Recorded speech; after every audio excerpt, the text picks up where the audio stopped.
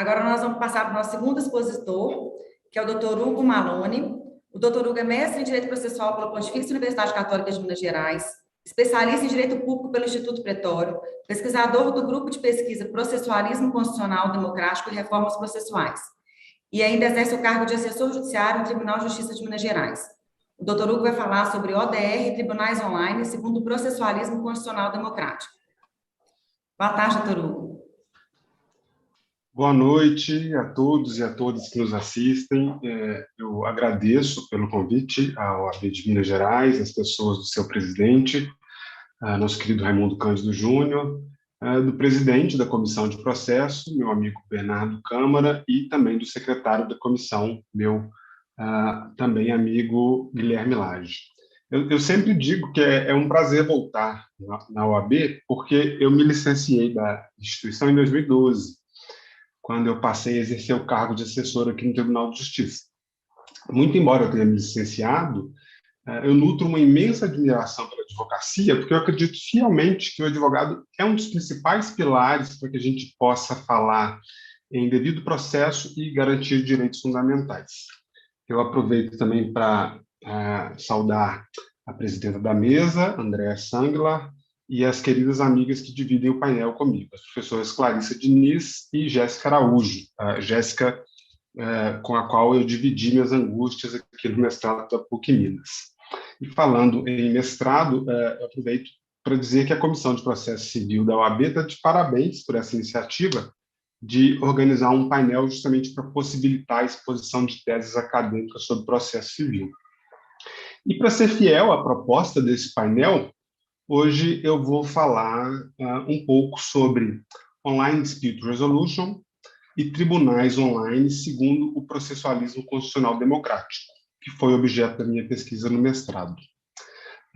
Obviamente, o tempo disponível aqui não nos permite abordar toda a pesquisa, porque a gente conseguiu chegar numa, infelizmente ou felizmente, um relatório de pesquisa muito grande, mais de 300 páginas.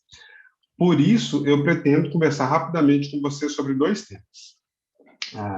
O que exatamente são a Online Dispute Resolution e os tribunais online, que estão relacionados ao que hoje vem sendo chamado de justiça digital, e quais os riscos envolvidos na implementação dessa justiça digital.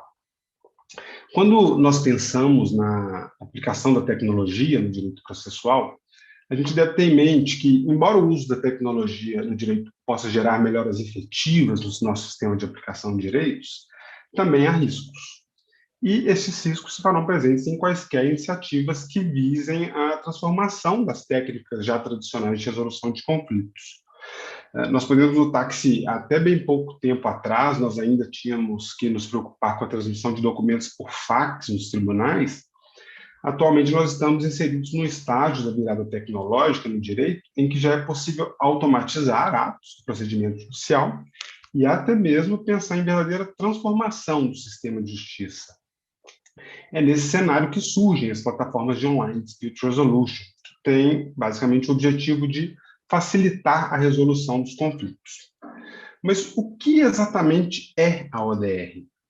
De uma forma muito ampla, nós podemos dizer que ODR é qualquer uso de tecnologia para resolver um conflito. Embora esse conceito pareça ser muito simples, eu costumo dizer que ele é muito adequado, porque qualquer conceituação que se queira da ODR é provisória. Isso porque a ODR ela se liga ao impacto das tecnologias aos métodos de solução de conflitos. Então, cada vez que a tecnologia se aprimora, o conceito de ODR também se transforma.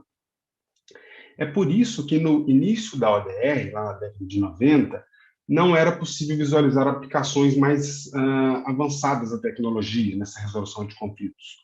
Mas hoje, cada vez mais, o conceito vai se expandindo.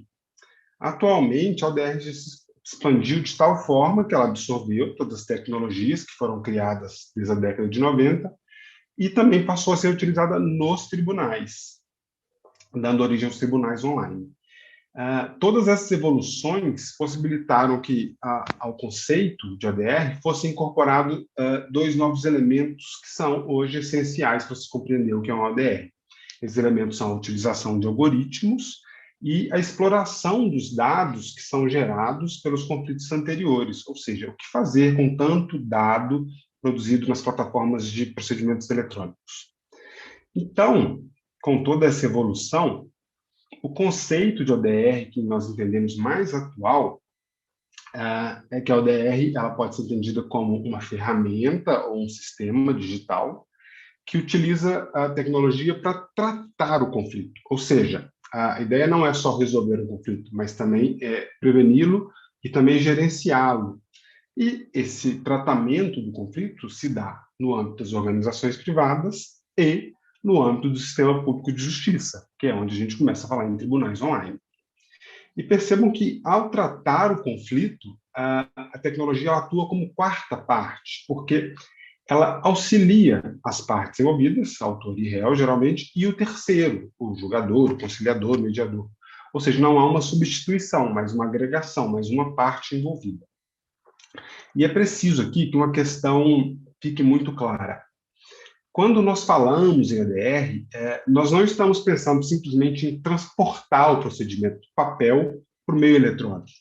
A ODR é um campo novo de conhecimento e ela busca exatamente novas formas de resolver os conflitos através do uso das ferramentas tecnológicas que estejam disponíveis na época. E como é que a ODR vem se implementando na prática? A gente tem que pensar que, como a ODR ela se iniciou nas organizações privadas, os gigantes do comércio eletrônico, como o eBay, o Alibaba, eles possuem plataformas já bem avançadas de resolução de conflitos. Para vocês terem uma ideia, as plataformas desses gigantes do comércio eletrônico possuem ferramentas para resolver os conflitos através de negociações automatizadas, ou seja, o próprio software possibilita que as partes dialoguem sem a necessidade de nenhuma intervenção humana. E ainda, essas mesmas plataformas possibilitam que se instalem júris eletrônicos para que a comunidade de vendedores e compradores ali instalada possa resolver seus conflitos. Já no sistema público de justiça, o maior exemplo de um tribunal online que nós temos é o CRT, ou Civil Resolution Tribunal, lá do Canadá. Esse tribunal ele funciona de forma exclusivamente online, 24 horas por dia e nos 7 dias da semana. Ele foi criado originalmente como um tribunal facultativo, mas desde 2015 ele se tornou obrigatório para conflitos parecidos com o que temos aqui no Brasil, com questões condominiais, e também para a maioria dos conflitos conhecidos como pequenas causas, lá na Colômbia Britânica, no Canadá.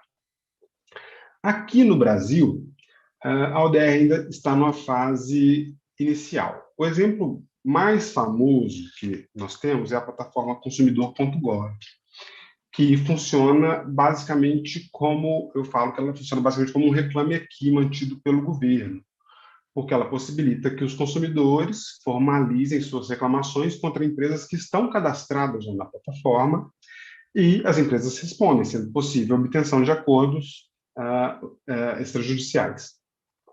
Mas, embora seja o exemplo mais famoso aqui no Brasil, existem diversas plataformas privadas em operação.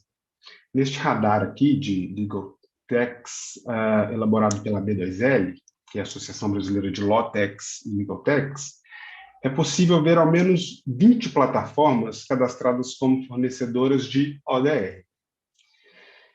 Mas se há tantas plataformas operando por aqui, por que eu disse agora que a ODR ainda está num nível muito inicial no Brasil? Eu digo isso porque já existem plataformas muito mais avançadas no mundo. A plataforma mais conhecida mundialmente é o Moldria, que inclusive, já está à venda no Brasil. Para vocês terem uma ideia do funcionamento, o Moldria, sozinho, sem intervenção do humano, é capaz de entender o problema, ou seja, diagnosticar qual tipo de problema está sendo levado a ele, e, a partir daí, possibilitar a negociação online entre as partes, sem intervenção humana, ou seja, todo aquele diálogo, o processo de negociação, ele é feito pelo próprio software. E só se for necessário, a plataforma dá acesso ao mediador. Um outro exemplo muito avançado de Online Dispute Resolution é o ITKR, que é um software holandês. Essa expressão, ITKR, significa separado em holandês. E esse software permite que casais em processo de separação negociem seu plano de divórcio de forma totalmente online e assíncrona. Ou seja, ele possibilita que as partes, cada uma, responda um questionário no seu tempo, onde achar mais adequado, e a partir das respostas, o próprio software faz sugestões de divisão de bens, de guarda de filhos. Mas é interessante notar, obviamente, que os termos finais são decididos pelas partes.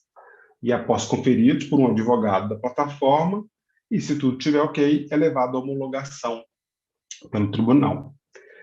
Percebam, então, que a diferença é grande em relação à plataforma consumidor.gov aqui do Brasil. Mas, de qualquer maneira, ainda que estejamos numa fase inicial aqui, quanto à aplicação de ODR no Brasil, a tendência é que elas se desenvolvam bastante nos próximos anos, tanto no âmbito privado quanto no âmbito do sistema público de justiça. Afinal, nós estamos passando por um movimento de aceleração da digitalização do judiciário em razão da pandemia que estamos vivendo ainda. E é em razão dessa tendência de crescimento que devemos buscar compreender, de uma vez, quais são os riscos envolvidos. E na pesquisa que eu realizei na PUC Minas, sob a orientação do professor Dr. Dierle Nunes, nós podemos perceber, nós chegamos a algumas conclusões que eu vou compartilhar com vocês nesses minutos finais, e a primeira delas é que, entre os riscos analisados na implementação de ODR em tribunais online, nós temos verificado que a defesa por tribunais online vem se baseando numa premissa que empobrece muito o papel da jurisdição. Isso porque o artífice da teoria dos tribunais online, o professor inglês Richard Susskind, ele compreende o termo tribunais como um serviço de resolução de conflitos. O problema é que a jurisdição não pode ser tratada como um sinônimo de mero serviço público ou como um mero local. Em razão da evolução do papel da jurisdição desde o segundo pós-guerra, a jurisdição deve ser compreendida como uma das três funções do Estado que, além de lidar com a pluralidade de litígios, ela exerce funções de garantia de direitos fundamentais, muitas vezes com cunho contramajoritário. E, além disso, a ODR também vem sendo acompanhada por discursos que acarretam a diminuição do acesso à justiça ao impor ao cidadão a prévia submissão de seus conflitos às plataformas eletrônicas.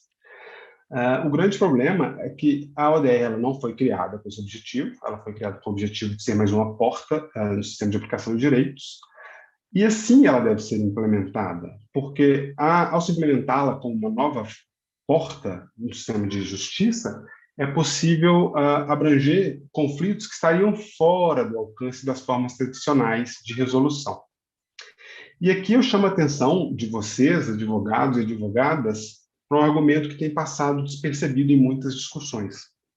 Aqueles que defendem que o consumidor deve tentar resolver seus conflitos primeiramente na esfera administrativa, eles se baseiam em decisões dos tribunais superiores que fixaram o entendimento, seja de que em ações previdenciárias era necessária a prévia negativa do INSS, ou de que nas ações em que se requeria o pagamento do seguro obrigatório do DPVAT, era obrigatória a negativa de pagamento da seguradora.